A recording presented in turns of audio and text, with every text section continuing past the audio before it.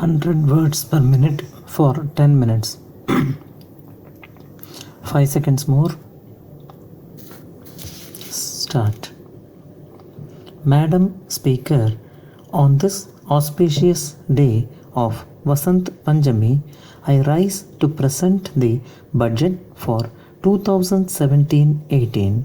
Spring is a season of optimism. I extend my warm greetings to everyone on this occasion. Madam Speaker, our government was elected amidst huge expectations of the people. In the last 2.5 years, it has been our mission to bring a transformative shift in the way our country is governed. Inflation, which was in double digits, has been controlled. Sluggish growth has been replaced by high growth, and a massive war against black money has been launched.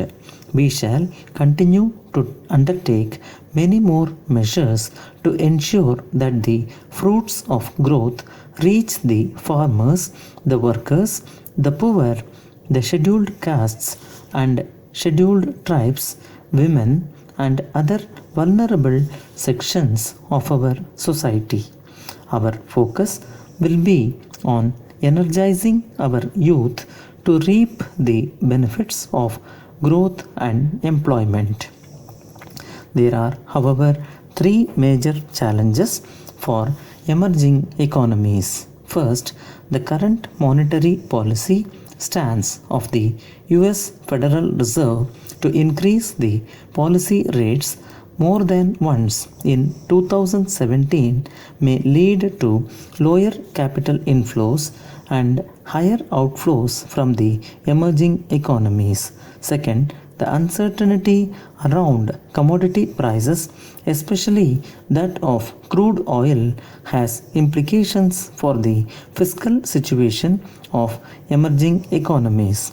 It is, however, expected that increase, if any, in oil prices would get tempered by quick response from producers of shale gas and oil.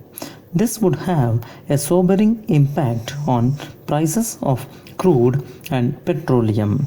Third, in several parts of the world, there are signs of increasing retreat from globalization of goods, services, and people as pressures for protectionism are building up. These developments have the potential to affect exports from a number of emerging markets, including India. Amidst all these developments, India stands out as a bright spot in the world economic landscape. India's macroeconomic stability continues to be the foundation of economic success. Foreign exchange reserves have reached 361 billion US dollars as on 20th January 2017, which represents a comfortable cover for about 12 months of imports. The government has also continued on the steady path of fiscal consolidation without compromising on the public investment requirements of the economy. There were two tectonic policy initiatives, namely passage of the Constitution Amendment Bill for GST and the progress for its implementation, and demonetization of high denomination bank notes. Madam Speaker, the budget for 2017-18 contains three major reforms. First, the presentation of the budget has been advanced to 1st February to enable the Parliament to avoid a vote on account and pass a single appropriation bill for 2017-18 before the close of the current financial year. This would enable the ministries and departments to operationalize all schemes and projects, including the new schemes, right from the commencement of the next financial year. Second, the merger of the railways budget with the general budget is a historic step. We have discontinued the colonial practice prevalent since 1924. This decision brings the railways to the center stage of government's fiscal policy and would facilitate multimodal transport planning between railways, highways, and inland waterways. The functional autonomy of railways will, however, continue. Third, we have done away with the plan and non plan classification of expenditure. This will give us a holistic view of allocations for sectors and ministries. This would facilitate optimal allocation of resources. I propose to present my budget proposals under 10 distinct themes to foster this broad agenda, which include farmers for whom we have committed to double the income in 5 years, providing employment and basic infrastructure to rural population, energizing youth through education, skills and jobs, strengthening the systems of social security, health care and affordable housing for poor and the underprivileged, infrastructure for efficiency, productivity and quality of life, growth and stability of financial sector through stronger institutions, digital economy for speed, accountability and transparency, effective governance and effective service delivery through people's participation, prudent fiscal management to ensure optimal deployment of resources and preserve fiscal stability, and honoring the honest through proper tax administration.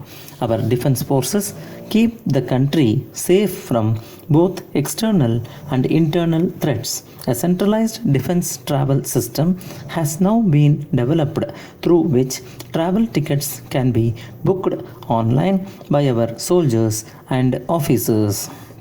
In the recent past, there have been instances of big time offenders, including economic offenders, fleeing the country to escape the reach of law.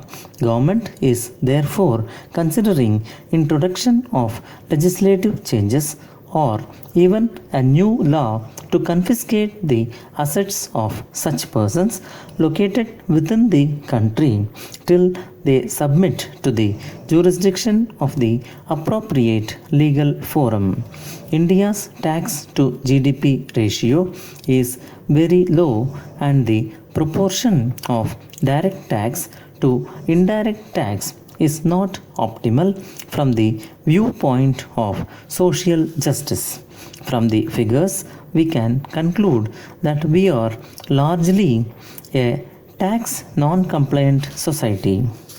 The predominance of cash in the economy makes it possible for the people to evade their taxes. When too many people evade taxes, the burden of their share falls on those who are honest and compliant. India is the world's largest democracy. Political parties are an essential ingredient of a multi party parliamentary democracy. Even 70 years after independence, the country has not been able to evolve a transparent method of funding political parties, which is vital to the system of free and fair elections. An effort, therefore, requires to be made to cleanse the system of political funding in India. I therefore propose the following scheme as an effort to cleanse the system of funding of political parties. In accordance with the suggestion made by the Election Commission, the maximum amount of cash donation that a political party can receive will be rupees 2000 from one person. Political parties will be entitled to receive donations by check or digital mode from their donors. An amendment is being proposed to the Reserve Bank of India Act to enable the issuance of electoral bonds under which a donor could purchase bonds from authorized banks against check and digital payments, which shall be redeemable only in the designated account of a registered political party.